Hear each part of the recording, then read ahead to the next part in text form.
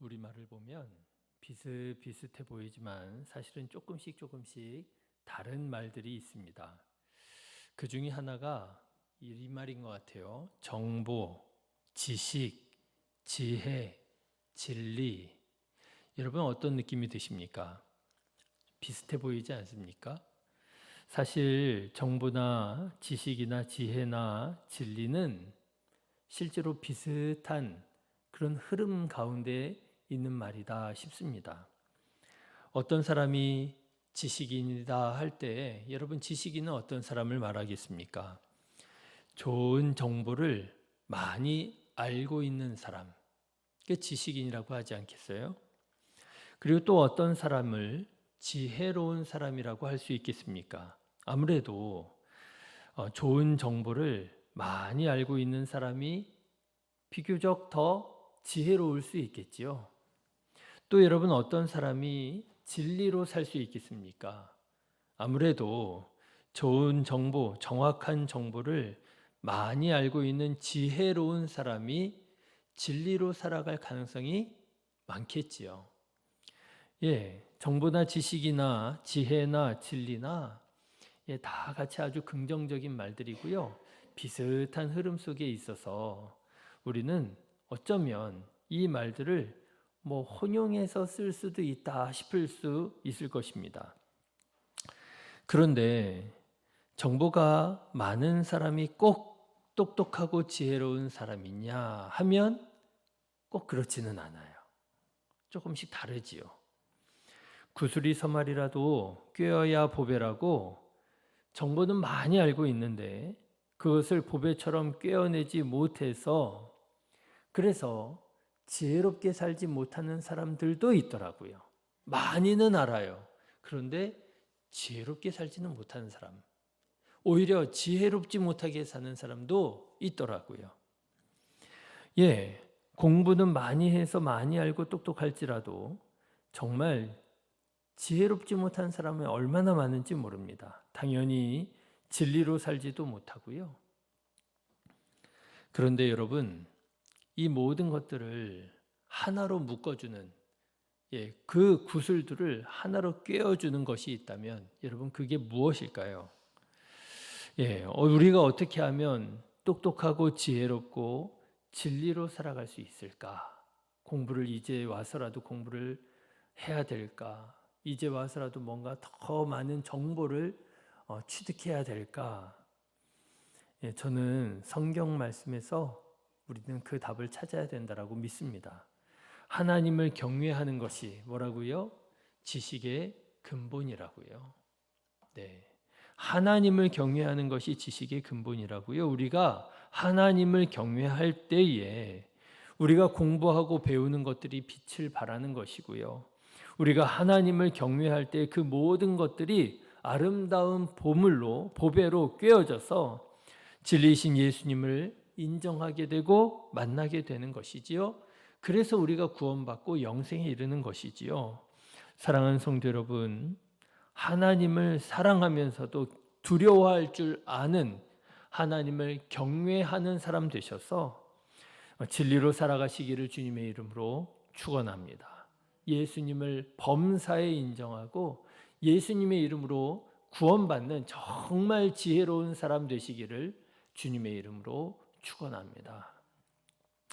자, 그런데 여러분 성경에서 말하는 이런 말들이 우리가 생각하는 말과 조금씩 다를 수가 있어요. 또 성경에서 말하는 지혜는 우리가 일반적으로 사용하는 말하는 지혜랑은 또 조금 차이가 있습니다. 여러분 세상에서는 어떤 사람을 지혜로운 사람이라고 말할까요? 뭔가 다른 사람들이 모르는 것을 많이 알아서, 그렇죠? 그래서 뭔가 다른 사람들이 잘 생각해내지 못하는 어떤 창조적인 그런 생각을 가지고 일 처리를 잘 하는 것, 그런 걸 지혜롭다 말하지 않겠습니까? 세상 사람들이 인정하는 정말 지혜롭다 생각하는 사람이 성경에서 찾는다면 저는 솔로몬인 것 같아요. 솔로몬의 재판 얼마나 지혜롭습니까? 그렇죠? 하루는 두 여인이 한 아기를 데리고 왔다는 거 아니에요. 그리고 서로 이 아기가 자기 아기라고 막 주장을 합니다. 지금 같으면 뭐 문제될 거 없죠. 유전자 검사하면 금방 나오는 걸요. 뭐. 근데 뭐 유전자 검사라는 이런 거 없는 시절에 서로 자기 아기라고 우기니 얼마나 어려워요. 그런데 솔로몬이 정말 지혜롭게도 사람의 심리를 역이용해 가지고요. 친엄마가 누구인지를 찾아주었다는 거 아닙니까? 저는 정말 그 솔로몬의 재판을 읽으면서 이거는 어떻게 보면 유전자 검사보다 더 정확하다. 그렇지 않습니까? 좀 많이 과장해서 말하면은요. 여러분 어쩌면은요. 솔로몬의 재판에서 맨 마지막에 이 아이를 저 사람에게 갖다 주어라 했었던 그 여자가 가짜 엄마였을 수도 있어요. 유전자적으로 보면. 그렇죠? 모르잖아요. 유전자 검사 안 해봤으니 누가 친엄마인지 진짜 생모가 누구인지 모르잖아요.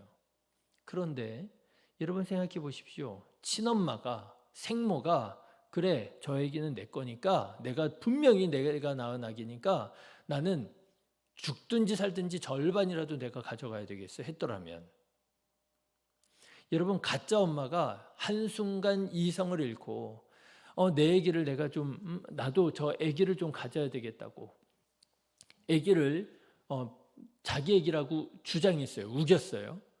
근데 솔로몬이 반을 갈라가지고 주래요. 그 얘기를 듣는 순간 획가닥 나갔던 정신이 다시 되돌아오면서 내가 무슨 짓을 한 거야 그러면서 솔로몬 왕에게 왕이시여 저 아기를 그냥 저 다른 엄마한테 주십시오. 내가 차마 그 꼴을 못 보겠습니다. 그랬을 수 있잖아요. 그러면 여러분 누가 생모예요? 반이라도 달라고 한 사람이 생모인 거잖아요. 그런데 솔로몬이 생모를 찾아준 게 아니잖아요. 그렇잖아요. 그런데 어떻게 생각하십니까? 저는요. 솔로몬의 재판이 어쩌면 뭐 0.001%로 잘못될 수도 있었겠지만 100% 확률로 그 아이를 키우기에 적합한 엄마를 찾아주지 않았을까? 뭐 이런 소설 같은 이야기를 한번 생각해 봅니다. 그만큼 솔로몬이 지혜로운 사람이었더라고 하는 거죠. 세상 사람들도요 솔로몬의 재판 같은 이야기를 들으면 그래 이게 정말 지혜로운 사람이야 라고 인정해 줄 거라고 하는 것이죠. 그런데 여러분 오늘 성경은 어떤 사람을 지혜로운 사람이라고 말하느냐 조금 다른 관점에서 말을 합니다. 뭐라고 말을 하느냐면요 지혜를 그 자기 안에 있는 지혜를 다른 사람에게 눈으로 보여줄 수 있는 사람이 지혜로운 사람이라는 거예요. 여러분 13절의 말씀 한번 같이 읽어보실까요? 너희 중에 지혜와 총명이 있는 자가 누구냐? 그는 선행으로 말미암아 지혜의 온유함으로 그 행함을 보일지니라. 지혜로운 사람은 어떤 사람이라고요? 그 지혜를 선행으로 어떻게 하는 사람이에요? 보여주는 사람이 지혜로운 사람이라는 거예요. 아무리 좋은 정보를 많이 알고 있고요. 아무리 그 사람이 많이 알아서 똑똑하고요. 그 사람이 뭐 자기는 정말 진리를 깨달았다고 주장한다 할지라도 그 정보, 그 진리, 그 지혜를 다른 사람에게 눈으로 보여주지 못하는 사람, 선행으로 보여주지 못하는 사람은 지혜로운 사람이 아니라는 거예요. 정말 지혜로운 사람은 그 지혜를 선행으로 다른 사람들에게 보여줄 수 있어야 된다라고 말을 하는 거예요.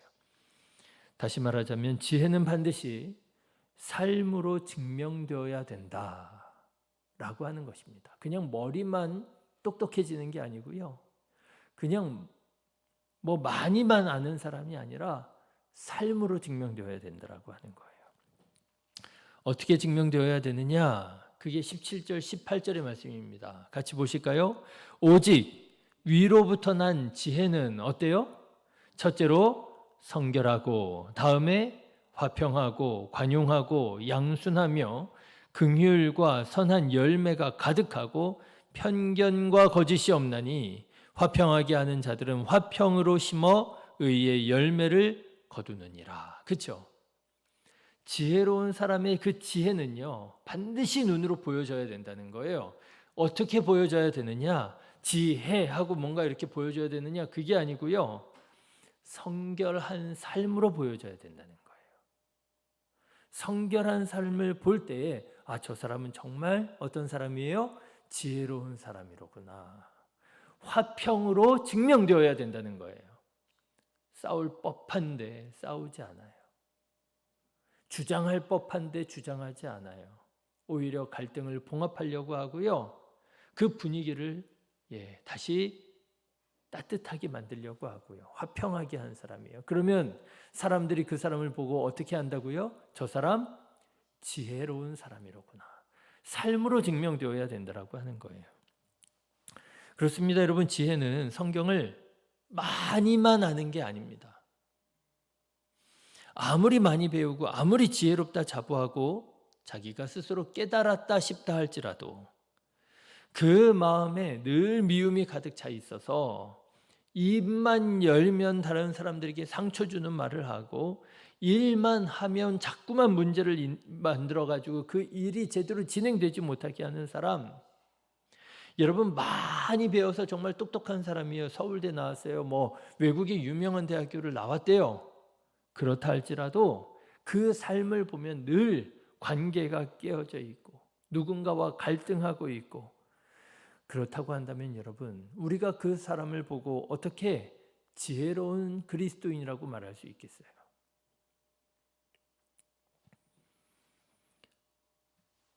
그 사람을 보고 예수님께서 어떻게 지혜롭다 그렇게 인정해 주시겠냐고 하는 거예요. 그래, 네가 옳으니까, 네가 맞았으니까 계속 싸워. 예수님이 그러시겠습니까?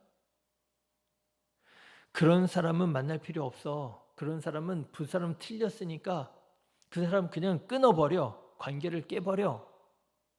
예수님이 그렇게 말씀하시겠어요? 우리가 아는 예수님이 그걸 인정해 주시고 기뻐하시겠느냐는 거예요. 지혜로운 그리스도인은 어떤 사람이냐?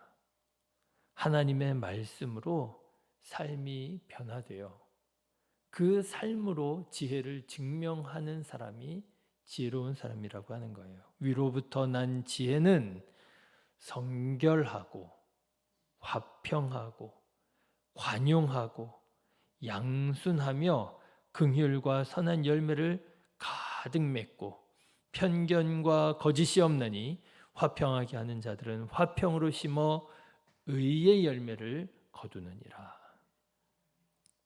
사랑하는 성도 여러분, 정말 지혜로운 사람 되시기를 주님의 이름으로 축원합니다. 많이 배우지 못하신 분도요, 얼마든지 지혜롭게 사시더라고요. 많이 배우지 못하신 분들이요, 정말 덕스럽게 영혼을 구원하고 교회를 세우고 하나님의 나라를 이루며 살아가신 분들도 얼마든지 많이 계시더라고요. 그런 의미에서 솔로몬은 왜 지혜로운 사람일까?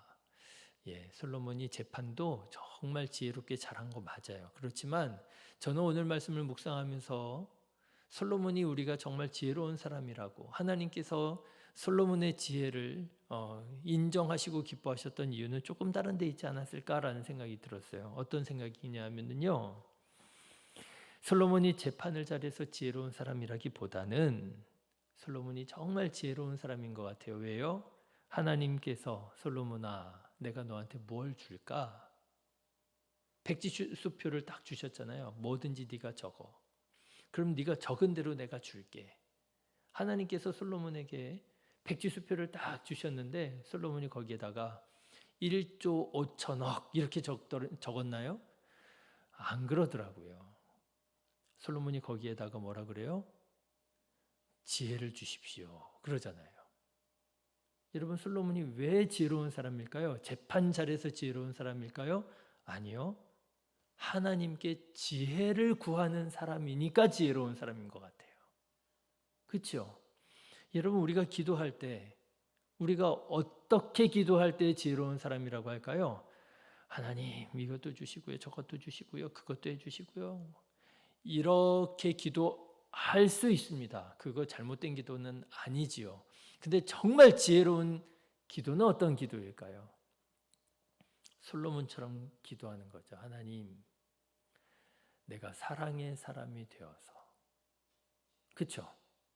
하나님, 나에게 믿음을 더해 주셔서, 하나님, 나로 성령으로 충만하게 해 주셔서, 하나님, 우리 교회가 은혜가 넘치는 정말 하나님의 나라가 이 땅 위에 이루어진 부흥하는 교회가 되게 해 주셔서, 여러분, 이런 하나님의 지혜를, 하나님의 은사를, 하나님의 복을 구할 줄 아는 사람이, 그 사람이 정말 지혜로운 사람이 아닌가. 여러분, 이렇게 지혜로운 사람 되시기를 주님의 이름으로 축원합니다.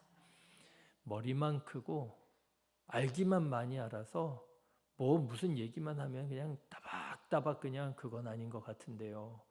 요즘에요, 서울의 기독교인들 중에 아주 어려우신 분들이 있대요. 서울에 공부 많이 하고 똑똑한 그리스도인들이 많잖아요. 돈도 많고. 그래가지고 한 번은 유행을 했대요. 무슨 유행이냐 하면 그리스도인들이 원어 성경 읽기,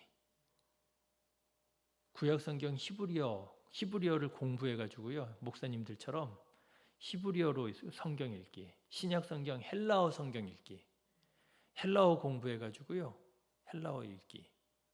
그러니까 이 평신도들이 성경을 읽는데요, 히브리어 헬라어를 공부해가지고 히브리어로 읽고요, 헬라어로 읽는 거예요.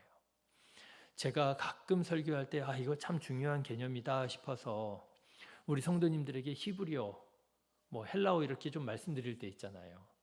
이게 히브리어, 헬라어 원어로 알면 이 성경 말씀의 의미가 조금 더 정확하게 이해될 수 있겠다 싶어서 이렇게 말씀드리는 것들이 있잖아요.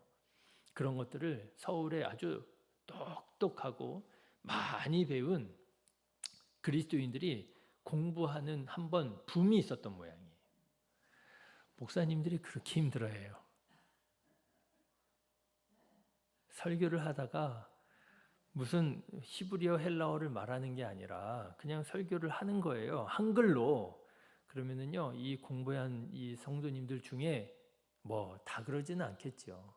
그런 열심히 있는 분들이 믿음도 좋지 않겠습니까? 그런데 때때로 머리만 큰 가분수 그리스도인들이요, 가만 앉아서 저거는 목사님이 성경 개념을 잘못 이해하신 것 같다고. 그리고 예배가 끝나면은요, 목사님이 예배를 마치고 집에 가서 이렇게 좀 쉬려고 딱 할 때쯤이면 카톡이 장문으로 온대요. 오늘 목사님 설교 내용은 이러한데 그때 목사님이 사용하신 그 단어는 그런 의미가 아니라 헬라어 히브리어 원어가 뭐고 그거는 그런 개념으로 쓰시면 안 되고. 여러분, 지혜로운 그리스도인일까요? 하나님께서 그 사람을 지혜롭다 말씀하실까요? 네가 맞다. 그래, 원어가 그게 아니니까 그건 목사가 잘못 설교한 거야. 네가 맞아. 그럴까요? 여러분이 믿는 하나님이 그런 하나님이실까요? 그야말로 가분수 그리스도인 아닐까요? 덕스럽지 않고요, 유익하지 않고요, 머리와 몸의 균형과 비례가 있는 거잖아요. 많이 배우는 거 중요합니다. 헬라어 히브리어로 아는 거 중요합니다. 그래서 제가 여러분들에게 때로는 소개도 해드리고, 그런데요, 많이 알았으면 어떻게 해야 돼요? 삶으로 증명해내는 것도 그만큼 중요한 거지요. 선행으로 너의 지혜를 보여라. 오늘 말씀하시잖아요. 야고보서는 전에 그런 얘기했습니다. 정말 믿음, 참 믿음은 어떤 믿음이라고요? 행함이 있는 믿음이 참 믿음이라고. 행함이 없는 믿음은 죽은 믿음이라고 얘기하잖아요. 똑같은 맥락으로 얘기하는 거예요. 정말 지혜로운 사람은 어떤 사람이냐? 선행으로 그 지혜를 보여주는 사람이 진짜 지혜로운 사람이다. 여러분 성경 공부도 열심히 하십시오. 예. 여력이 되시면 히브리어도 배우시고요. 헬라어도 배우시고요. 저도 초급까지는 가르쳐 드릴 수 있어요. 한번 우리 교회에서 헬라어 히브리어 강좌 한번 열어볼까요? 제가 그래도 초급까지는 가르쳐 드릴 수 있어요. 예, 뭐 정말 그런 어떤 여력이 있으시면, 열정이 있으시면 저는 헬라어 히브리어 배우는 것도 좋다고 생각합니다. 그런데요, 그것보다도 훨씬 더 중요한 것은 내가 들은 하나님의 말씀대로 살아가려고 애를 쓰고 순종하고 내 삶에 적용하고, 그러면서 이루어지지 않을 때에 내가 원하는 대로 말씀대로 살지 못할 때 절망하기도 하고, 그런 절망 가운데에서 완전히 낙심하고 포기하는 게 아니라 그래서 하나님께 더 기도하고, 내가 이게 내 힘으로 되는 게 아니구나 깨닫고요. 거기에서 무릎 꿇고 하나님께 기도하고, 그래서 도우시는 하나님의 은혜를 새롭게 경험하게 되고, 여러분 그게 지혜로운 삶이 아니겠습니까? 이렇게 하나님께서 보실 때에 기뻐하시는 지혜로운 우리 성도님들 되셔서 우리 성도님들이 계시는 곳마다 사랑으로 따뜻해지고요. 마음의 문들이 열려지고요. 평화가 이루어지고요. 오해가 풀려지게 되고요. 상처가 치유받게 되고요. 하나님의 뜻이 이 땅 위에 이루어지게 되고요. 그곳이 에덴, 기쁨의 정원이 되고요. 하나님께서 기뻐 원하시는 믿음의 가정이 되고요. 주님의 몸된 교회가 되고요.